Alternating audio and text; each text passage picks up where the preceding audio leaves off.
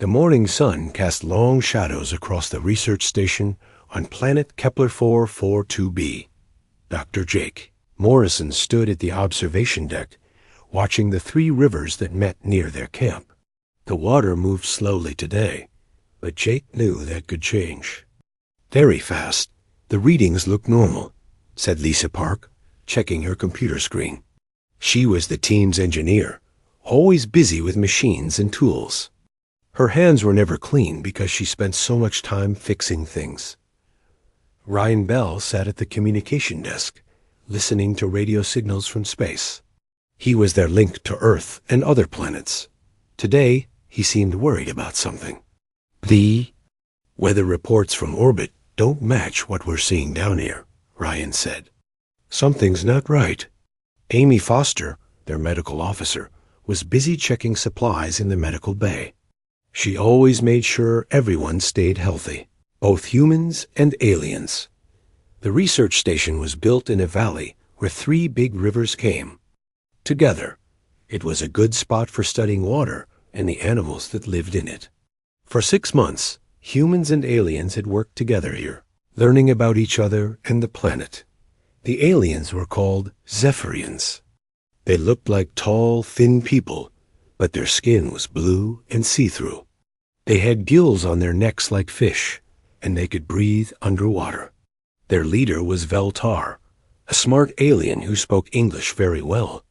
"Your people are interesting," Veltar told Jake one day. "You build machines that are simple but strong. We grow our technology like plants."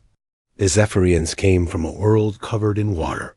They lived in cities that floated on the ocean. Their technology was alive. They grew computers like flowers and made ships from living coral. To them, human metal machines seemed old and rough. But Jake respected the Zephyrians. They were peaceful and very smart. They had taught the humans many things about water and life in the ocean. "Every few years, this planet has big floods," Veltar explained to the human team. "When the three moons line up, they pull the water. Up high, we just swim to our floating cities and wait." The floods were part of why they were here. Both species wanted to understand how the water moved and changed. The Zephyrians had been through many floods before. They were not afraid of water. But this year was different. Jake was reading reports when the ground started to shake. At first, it was just a small vibration. Then it grew stronger. "Earthquake?" Lisa asked, looking up from her work. The shaking stopped, but Jake felt worried. He had seen earthquakes before, but this felt different. "Ryan, check the space reports," Jake said. "See if anything happened upstream." Ryan worked at his radio for several minutes. His face grew pale as he listened. "Jake, you need to hear this," Ryan said. "A big asteroid hit the mountains yesterday. It created a huge dam upriver. The water is building up behind it." Jake felt his stomach drop. "How much water?" "Enough to fill a small ocean," Ryan said. "And the dam is breaking." Veltar was in the lab with 2 other Zephyrians, Keffel and Neeraj H. They were young scientists, eager to learn. When Jake told them about the asteroid, they looked confused. "We can handle floods," Veltar said. "We swim. Water is not dangerous to us." "This is not a normal flood," Jake said. "This is a wall of water 30 feet high, moving very fast. It will be here in 6 hours." The Zephyrians did not understand. At first, they had never seen a flood like this. On their world, water rose slowly and gently. They had time to prepare and move. "Can your floating cities come get you?" Lisa asked. Veltar checked his living communication device. It looked like a glowing flower, but it could talk to ships in space. "They are too far away," Veltar said. "It will take 3 days for them to reach us." Jake looked at the map on the wall. The nearest high ground was 15 miles away through thick forest. The Zephyrians could not run that far. They were built for swimming, not running on land. "What about your emergency plans?" Amy asked. We have never needed them, Irish said. She was the youngest Zephyrian, barely an adult. Her voice shook with fear. We always just swim away from danger. Jake felt the weight of responsibility on his shoulders. He was the team leader. These aliens were his guests and his friends. He had to find a way to save them.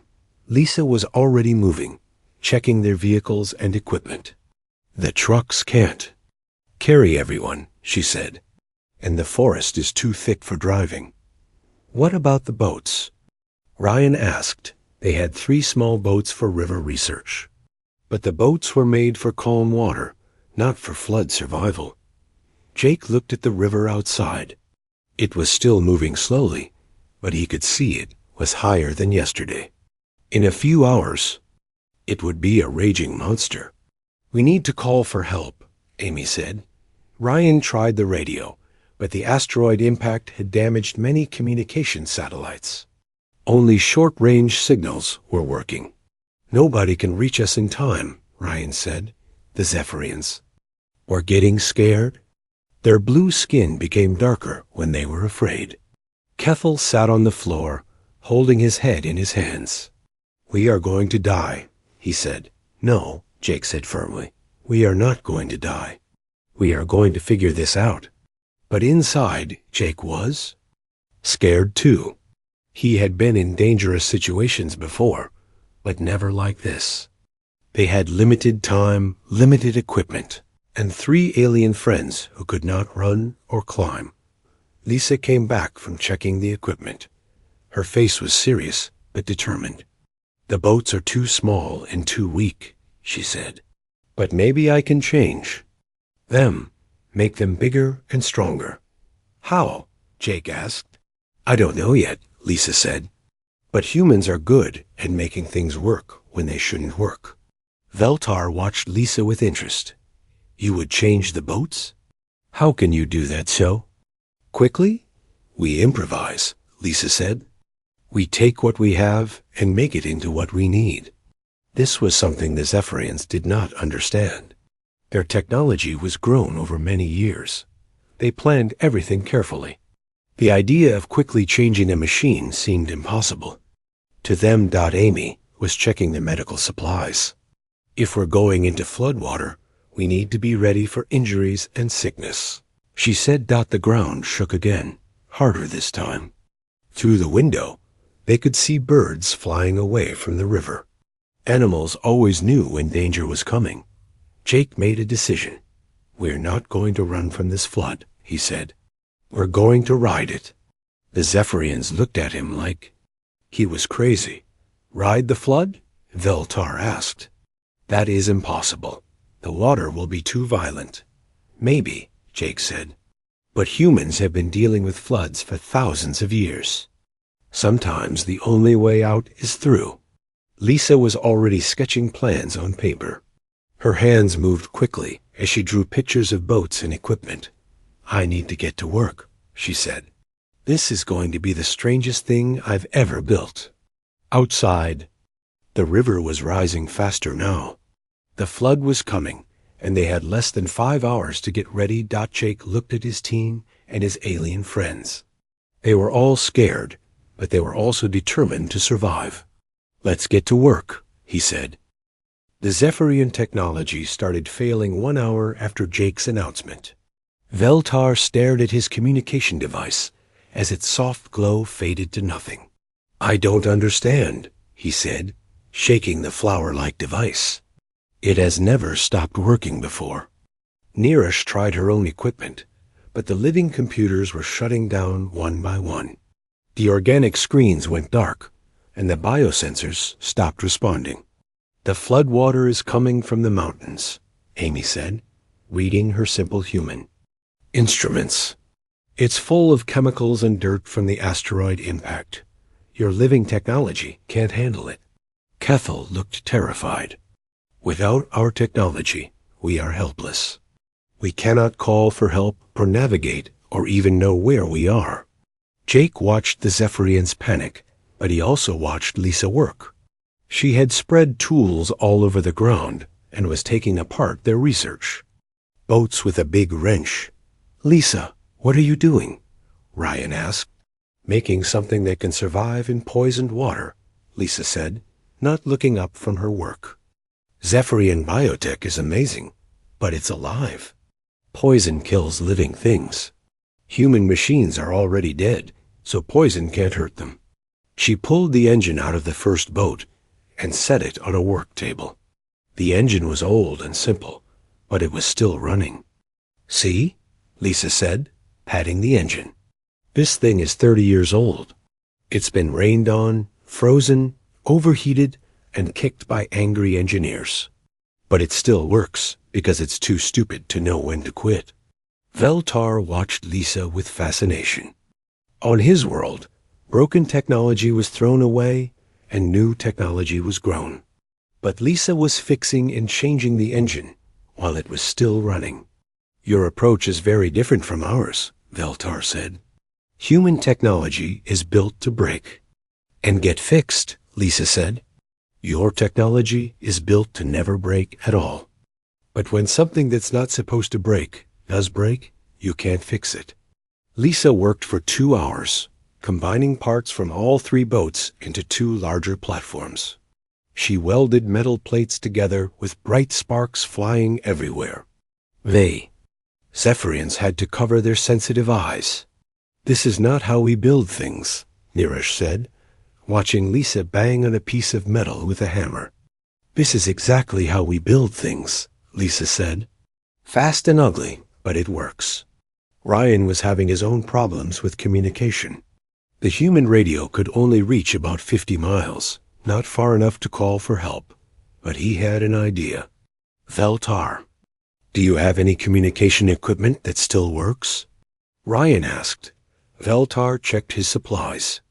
"This bioamplifier still has some life in it," he said, holding up something that looked like a large seashell. Ryan took the bioamplifier and connected it to his radio with electrical wire and metal clips. The combination looked ridiculous, but when Ryan turned it on, the signal was much stronger.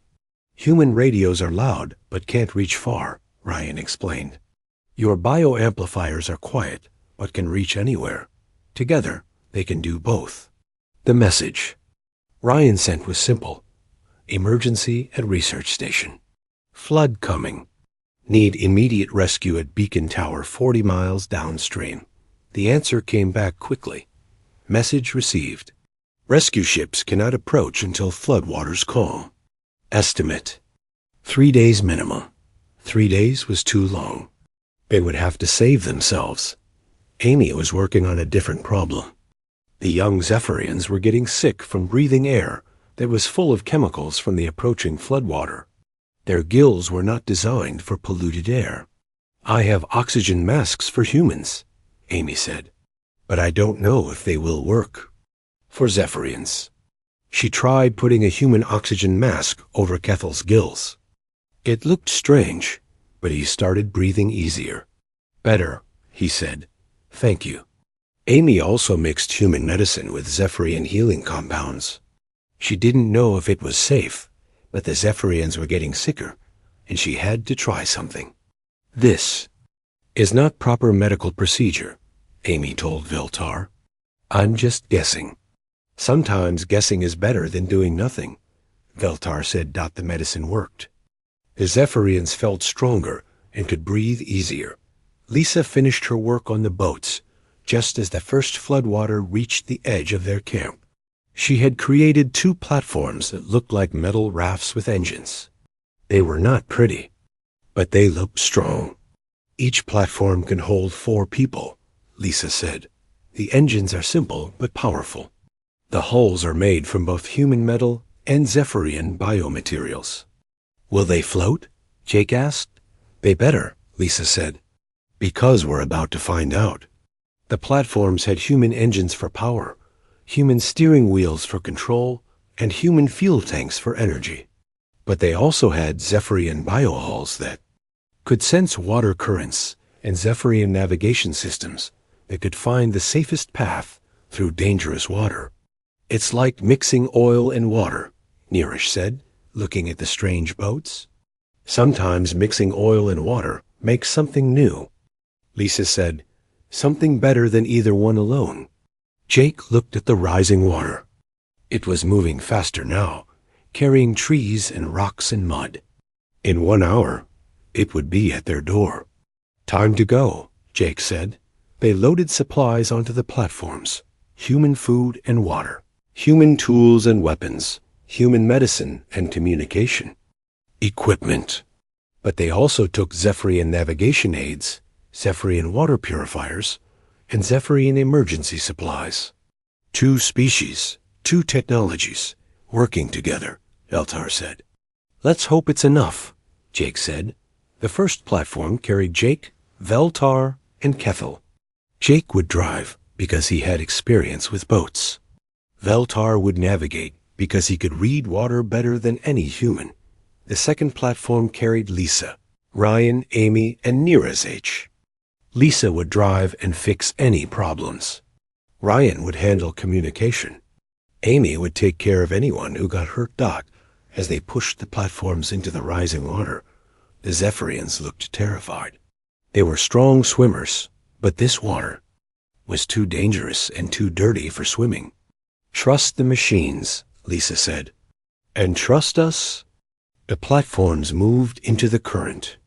The human engines roared to life, loud and powerful.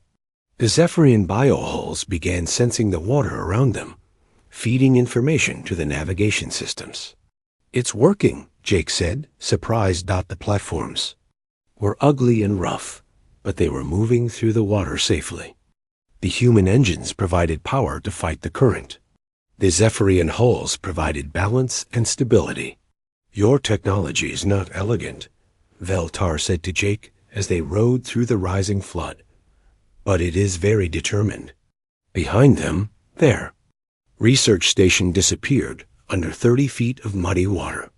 Everything they had built over 6 months was gone in minutes, but they were alive, and they were moving toward safety. Human technology doesn't give up, Jake said, staring around. A floating tree. Even when it should, the real test was still ahead. They had to travel 40 miles through floodwater to reach the rescue beacon. The journey would take them through forests, canyons, and rapids that had never existed before the flood. But for the first time since the crisis began, Jake felt hope. The platforms were working. The hybrid technology was holding together. And the Zephyrians were learning that sometimes the best solutions came from combining different approaches. We might actually make it, Amy said, holding tight as the platform bounced over a wave. We will make it, Lisa said, adjusting the engine, because giving up is not what humans do. The flood carried them forward into the unknown, but they were no longer helpless. They had turned disaster into opportunity, using both human determination and Zephyrian wisdom to create something neither species could have built alone. The floodwater carried them faster than Jake had expected. Trees and buildings that had been on dry land that morning were now 20 feet underwater. The world had changed completely in just a few hours. The water is moving at 40 miles per hour, Veltar said, reading the biosensors on their platform. We will reach the beacon tower much faster than walking. Jake steered around a floating house that had been torn from its foundation. The human engine worked hard against the current, but the Zephyrian biohull helped them move smoothly through the chaos. On the second platform, Lisa was having engine trouble. Black smoke came from the motor, and it was making strange noises. Ryan, take the wheel, Lisa shouted over the noise of the flood. I need to fix this before we lose power. Ryan had never driven a boat before, especially not in floodwater. But he took the steering wheel and tried to keep them moving straight. Lisa opened the engine cover while the platform bounced through the waves. Tools flew everywhere, but Lisa caught them and kept working. She was the kind of person who could fix anything, anywhere, anytime. The fuel line is cracked, Lisa said. Water got into the engine. Can you fix it? Amy asked, holding tight to Neerish, who looked very scared. I can try, Lisa said. She pulled out a roll of silver tape and started wrapping it around the fuel line. This might work, or it might explode. Let's hope for the first option, Ryan said. The engine coughed, sputtered, then roared back to life. Lisa's quick fix had worked. Human engineering at its finest, Lisa said, wiping oil from her hands. When in doubt, use more tape. The Zephyrians were amazed. Their technology was grown over many years and carefully planned. But Lisa had fixed a complex problem in 5 minutes using simple tools and creative thinking. How did you know that would work? Narration asked. I didn't, Lisa said. But doing something is better than doing nothing. They had been on the water for 2 hours when they hit their first major obstacle. A flood had created a new lake where a valley used to be, and the only way through was between 2 hills that were now islands. The water is very deep here, Veltar said, reading his instruments. And there are dangerous currents underneath. Jake could see the problem. The water was moving fast between the 2 hills, creating a narrow passage full of whirlpools and standing waves. We need to go through at full speed, Jake said. If we slow down, the current will pull us under. That's crazy, Keffel said. What if we hit something? Then we fix it and keep going, Jake said. That's what humans do. Jake gunned the engine and aimed for the narrow passage. The platform shot forward like a rocket, bouncing over waves and spray flying everywhere. Veltar held on tight, his blue skin turning pale with fear. But he also watched Jake's technique with interest. The human drove with skill and confidence, making split-second decisions based on instinct and experience. They made it through the passage safely, but just barely. The second platform followed, with Lisa driving just as fast and just as skillfully. Humans are either very brave or very stupid, Veltar said as they caught their breath on the other side. Sometimes both, Jake said, but it works. The next obstacle was a flooded forest. Trees that had been 100 feet tall were now sticking out of the water like fence posts. The platforms had to weave between them at high speed. This is like a video game, Ryan said, steering around a large oak tree, but it was more dangerous than any video game. One mistake would smash their platform against a tree and probably kill them all. The Zephyrians used their superior senses to help navigate. They could detect underwater obstacles that human eyes couldn't see. Working together, they guided the platforms through the forest safely. You see that log under the water? Neerish pointed to what looked like empty water. No, Amy said. Trust me, it's there. Go left. The combination of human driving skills and Zephyrian underwater senses worked perfectly. Neither species could have made it through the forest alone. They were making good time when disaster struck. A massive tree, uprooted by the flood, came floating toward them like a battering ram. It was too big to avoid and moving too fast. Outrun. Hold on. Jake shouted. The tree hit the side of Jake's platform with a loud crash. The impact threw everyone into the air and cracked the hull. We're taking on water, Veltar said, looking at the damage. The platform was still floating, but it was sinking slowly. They had maybe 30 minutes before it went under completely. Lisa's platform came alongside to help, but there was no way to fit 7 people on one platform safely. We need to fix this, Jake said, looking at the crack in the hull. How? Keffel asked. We're in the middle of a flood. Lisa was already thinking. She looked at the supplies they had brought and the materials available on both platforms. The biohull material from the Zephyrians, Lisa said. It's still alive, right? Can it heal itself? Yes, Veltar said. But it needs the right conditions. The water here is too poisoned. What if we clean the water? Amy asked. I have water purification tablets. It was a long shot, but they had to try. Amy mixed her purification chemicals with clean water from their supplies. Lisa spread the mixture over the crack in the hull. The Zephyrian biomaterial began to glow. Softly, slowly, very slowly, it started to seal the crack. "It's working," Nirish said, amazed. "The hull is healing itself."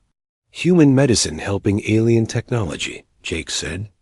"Who would have thought?" The repair took 20 minutes, but it worked. The platform was watertight again and ready to continue. "We make a good team," Veltar said to Jake. "The best teams are made of different kinds of people," Jake said. "Everyone brings something useful." They had traveled 30 miles when they reached the most dangerous part of their journey. Ahead of them was a new canyon that had been carved by the flood water. The sides were steep and rocky, and the water was moving very fast. "We have to go through that?" Kethel asked, pointing at the canyon. "It's the only way to the beacon tower," Jake said. Checking his map dot, the canyon was like a natural water slide, but one that could kill them if they made a mistake. The water rushed between rock walls at incredible speed, creating rapids and whirlpools. "The Zephyrians have the best water sensors," Jake said. "They need to guide us through." "But we don't know how to drive these human machines," Veltar said. "Then we work together," Jake said. "You tell us where to go, and we'll make the machines go there." It was their most dangerous challenge yet. They would have to combine human machine control with Zephyrian water sense to navigate through the deadly rapids. "Remember," Lisa said as they approached the canyon entrance, "humans don't give up, even when things look impossible. And Zephyrians don't panic in water, even when it's dangerous," Veltar added. Together, they plunged into the canyon, racing toward either safety or disaster. The canyon was worse than Jake had imagined. The walls were 50 feet high on both sides, and the water moved like a river of liquid thunder. There was no way to turn around and no way to stop. "Rock wall on the left," Veltar shouted, his sensitive eyes seeing danger in the muddy water. Jake turned the wheel hard to the right, missing the hidden obstacle by inches. The platform scraped against something underwater, but kept moving. On the second platform, Lisa was fighting to keep control. The current wanted to slam them into the canyon wall, but she fought back with engine power and determination. "Whirlpool ahead," Nirish called out, pointing to a spot where the water was spinning in a circle. "I see it," Lisa shouted back, steering around the dangerous water. They had made it halfway through the canyon when the real disaster happened. A huge piece of debris came tumbling down the canyon wall, bounced off the water, and smashed into the side of Lisa's platform. The impact was tremendous. Amy was thrown against the side of the platform and hit her head hard. She fell unconscious, blood running from a cut on her forehead. "Amy!" Ryan shouted, leaving the steering wheel to help her. Without a driver, the platform spun out of control. Lisa tried to reach the wheel, but the engine was smoking and making terrible noises. "The engine is dying," Lisa shouted over the noise of the flood. On Jake's platform, they could see the problem. Lisa's platform was damaged, Amy was hurt, and they were all in danger of being swept away by the current. "We have to help them," Kethel said, but Jake's platform was already overloaded. Adding more people would make it too heavy and too crowded to control safely. "There's no room," Veltar said, reading Jake's thoughts. Jake looked at the situation. They could abandon the damaged platform and try to save the people. But that would mean leaving behind all their supplies and equipment. It would also mean risking everyone's life by overloading the remaining platform. "We don't leave people behind," Jake said firmly. "That's not how humans work." "But it's not practical," Veltar said. "We cannot save everyone." "Watch us," Jake said. Jake steered his platform close to Lisa's damaged boat. The two platforms bumped together in the rushing water, creating a dangerous situation for everyone. "Lisa, can you fix the engine?" Jake shouted. "I'm trying." Lisa shouted back, her hands working frantically with tools and spare parts. "The fuel system is destroyed. Then we'll share our fuel," Jake said. "How?" Lisa asked. Jake looked at their supplies. They had rope, tools, and a spare fuel tank. It wasn't much, but it was enough for a human solution. "Ryan, help me with this," Jake said. Together, Jake and Ryan rigged up a fuel line between the two platforms. They used rope to tie the boats together and a long hose to share fuel between the engines. "This is insane," Beltar said. "Two boats tied together in rapids will be impossible to control." "Probably," Jake agreed. "But it's better than leaving our friends behind." The improvised connection worked, sort of. Lisa's engine started running again, but now both platforms were linked together, creating a strange double boat that was hard to steer and harder to control. "We need to get Amy medical attention," Jake said, looking at the unconscious woman. "I can help," Nirish said. "I know some healing techniques." "But you're not a doctor," Cathal said. "Neither am I," Jake said. "But Amy taught me some things about human medicine. Maybe we can figure it out together." Jake moved carefully across the rope bridge between the platforms. The boats were bouncing and swaying in the current, making it very dangerous to move. "Around. Amy, can you hear me?" Jake said, kneeling beside the injured woman. Amy's eyes opened slowly. "My head hurts," she said weakly. "You hit your head," Jake said. "Do you remember what to do for head injuries?" "Check for concussion," Amy said slowly. "Look at my eyes." "Are my pupils the same size?" Jake looked at Amy's eyes. One pupil was bigger than the other, which was a bad sign. "Not the same," Jake said. "That's not good," Amy said. "I need to stay awake. Don't let me fall asleep." "We'll keep you awake," Nirish said. "I'll talk to you about Zephyrian medicine." While Nirish kept Amy conscious, Jake and Veltar worked together to navigate the linked platforms through the rest of the canyon. It was like trying to steer a train through an obstacle course.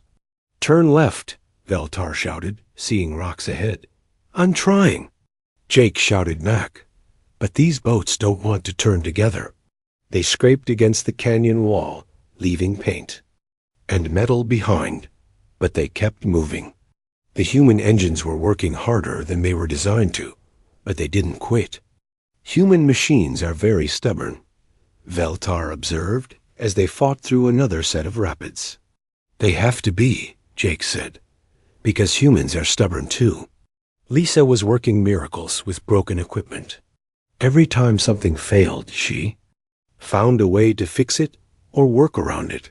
When the fuel line clogged, she cleared it with a coat hanger.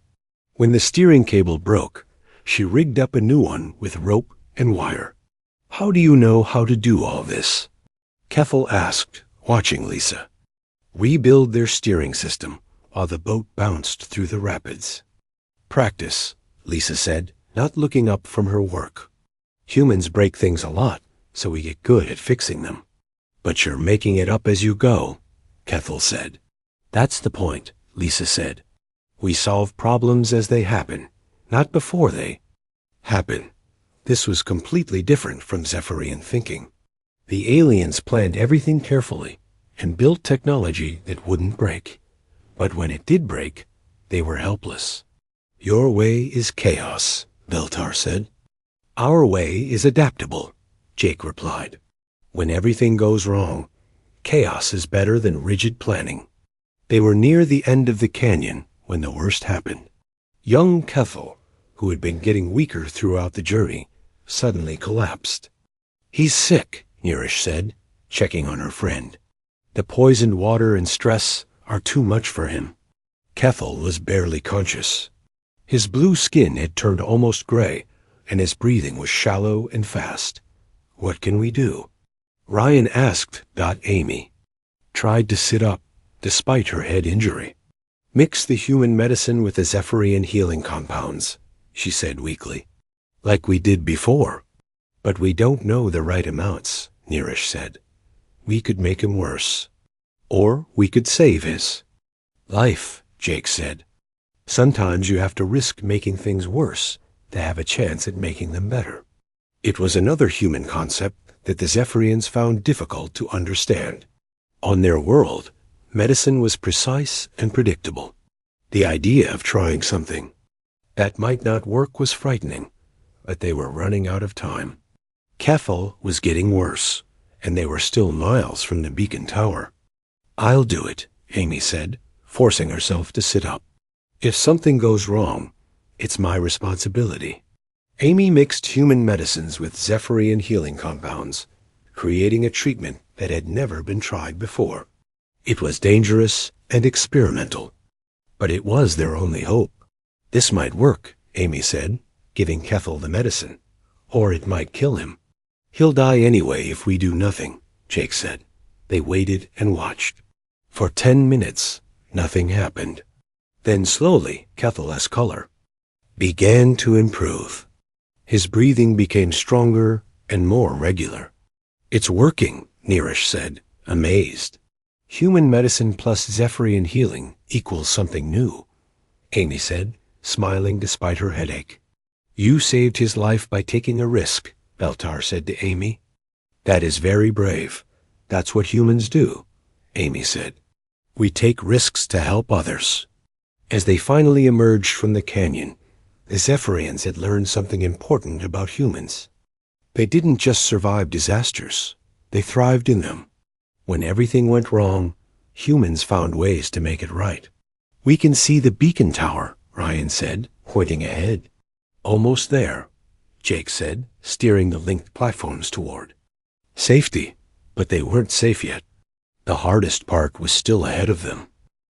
The beacon tower stood on a hill that was now surrounded by floodwater.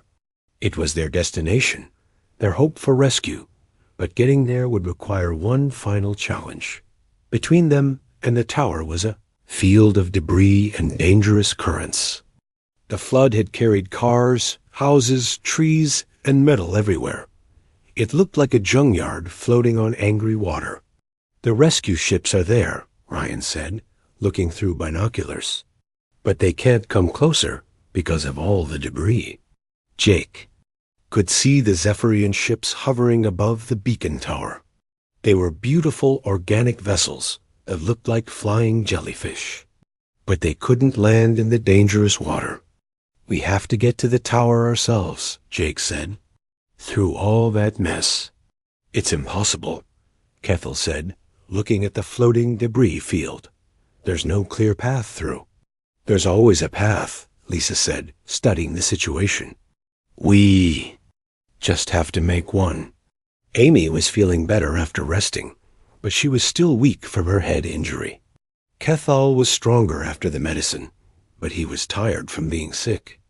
Can the engines handle pushing through all that debris? Jake asked Lisa. For a while, Lisa said. But we'll need to be smart about it. We can't just power through everything. Veltar was reading the water with his biosensors. The current is very complex here, he said. Many different flows mixing together. But there are channels where the water moves more smoothly. You can see safe paths through the debris? Ryan asked. Not see, but sense, Veltar said. The water tells me where it wants to go. Then you guide us, Jake said. We'll provide the power. You provide the direction. It was their final test of cooperation. Human machines guided by Zephyrian senses, working together to overcome an impossible obstacle. Jake untied the rope connecting the two platforms. They would have better control if they could move separately again. Stay close, Jake told Lisa. If one of us gets in trouble, the other can help. They entered the debris field slowly. Veltar called out directions, telling Jake where to steer. To avoid the worst obstacles. Left around that car, Veltar said, and right between those trees. Jake followed the instructions, trusting Veltar's superior senses. The human engine pushed aside smaller debris, while the Zephyrian guidance kept them away from the dangerous pieces. "This is like a dance," Nirish said, watching Jake and Veltar work together. One leads, one follows, but both are needed. Lisa followed in the second platform, using Jake's path as a guide. But she also had to make her own decisions when debris moved or when she saw a better route. "Ryan, help me watch for floating metal," Lisa said. "Sharp edges can cut the hull." "I see a big piece of roof coming toward us," Ryan warned. Lisa steered around the floating roof, but it was close. The platform scraped against the metal, leaving a long scratch on the side. "Still floating," Lisa said. "That's what matters." They were halfway through the debris field when disaster struck again. A submerged car, invisible under the muddy water, caught Jake's platform and spun it around. "We're stuck," Jake said, trying to reverse the engine. The platform was caught on something underwater. The engine worked hard, but they couldn't move, forward or backward. "The propeller might be tangled," Lisa said from the other platform. "I'll check," Veltar said, and before anyone could stop him, he dove into the flood water. "Veltar, no!" Jake shouted. "The water is poisoned." But Veltar was already underwater, using his natural swimming ability to examine the problem. His gills filtered the dirty water, and his strong body moved easily through the current. He surfaced 30 seconds later, rope wrapped around the propeller, he said. "I can cut it free." "Don't risk it," Jake said. "We'll find another way." "There is no other way," Veltar said. "And this is what I'm good at." Veltar dove again, this time with a knife. He cut the rope that was stopping their engine, freeing the platform to move again. "Got it," Veltar said, climbing back onto the platform. "We can go now." "You risked your life for us," Jake said. "You risked your lives for us many times today." Veltar replied, "That is what friends do." They pushed through the last of the debris and reached the clear water around the beacon tower. The Zephyrian rescue ships immediately began descending to pick them up. "We made it," Amy said, hardly believing they had survived. "We all made it," Jake said, looking at his team and his alien friends Dot as they were lifted aboard the rescue ship. Jake thought about everything that had happened. The flood had been a disaster, but it had also taught them something important. "Your people are remarkable," Veltar said to Jake as they sat in the safety of the rescue ship. "We thought human technology was primitive, but we were wrong. Our technology is different," Jake said. "Not better or worse, just different." "You build machines that can break and still work," Veltar said. "We build machines that never break, but cannot be fixed when they do break. Maybe we can learn from each other," Lisa suggested. "I think we already have," Veltar said. Dot, in the days that followed, the story of their escape spread throughout both the human and Zephyrian communities. The hybrid boats that Lisa had built were studied by engineers from both species. "Look at this," a Zephyrian engineer said, examining the welded joints where human metal met Zephyrian biohull. "It should not work, but it does." "That's human engineering," Lisa said, "making things work when they shouldn't." "And this navigation system," a human engineer said, looking at the biosensors, "it's more accurate than anything we have." "That's Zephyrian engineering," Veltar said. "Growing technology instead of building it." The rescue had created something new, a combination of human and Zephyrian technology that was better than either one alone. Amy's medical discoveries were just as important. Her combination of human and Zephyrian medicine had saved Kethel's life and opened up new possibilities for treating both species. "We never thought to mix our medicines before," a Zephyrian doctor said. "We always kept them separate. Sometimes mixing things that don't seem to go together creates something amazing," Amy said. "Ryan's communication breakthrough led to new ways for the two species to talk to each other across long distances." The combination of human electronics and Zephyrian Bay-O amplifiers worked better than either system alone. But the most important discovery was not about technology. It was about cooperation. Before the flood, we respected each other, Veltar said at the joint ceremony honoring the rescue team. But we also thought our ways were better than your ways. We learned that different doesn't mean worse, Jake said. It just means different. Human chaos and Zephyrian order, Veltar continued. Human improvisation and Zephyrian planning. Both are needed. We make a good team, Jake said. The flood had destroyed their research station, but it had built something more valuable, a real partnership between two very different species. What's next? Lisa asked as they prepared to return to their home worlds. More joint projects, Jake said.